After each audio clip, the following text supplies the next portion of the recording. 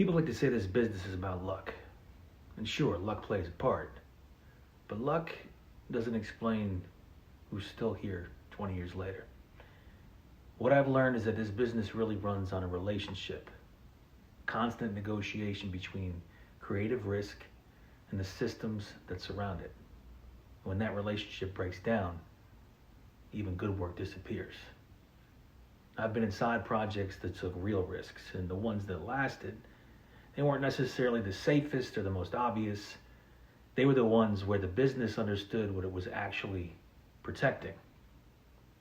Take The Sopranos. It wasn't just dark, it was funny, uncomfortably funny at times. It slowed the story down with therapy sessions, interrupted itself with dream sequences. The violence was sudden, unromantic. The dialogue wandered, the characters contradicted themselves, and the show refused to resolve any of it into a moral lesson. That worked because the system around it tolerated discomfort. Business didn't rush to clarify it or soften it. It let the work exist.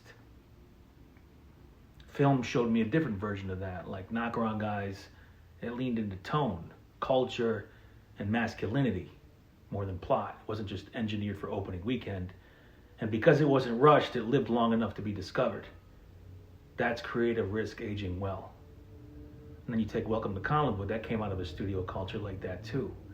Warner Brothers. And studios like Warner Brothers built parts of their legacy around trusting directors and letting risk play out. Not perfectly, not always, but enough to create work that lasted. Which is why it's always striking to watch companies fight to buy these institutions. The value isn't just the library or the real estate. It's the institutional memory of how to let storytellers work. Prestige films like The Yard showed another kind of success. They don't have mass longevity, they have credibility longevity. They move quietly through the business, and over time, they shape careers and reputations.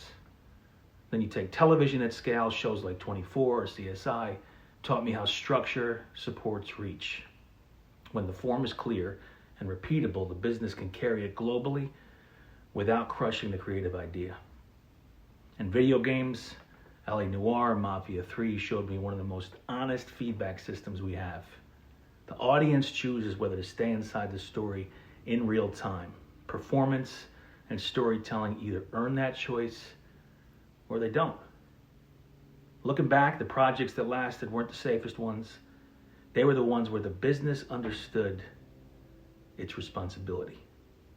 Not to control the work, but to build structures strong enough to support it.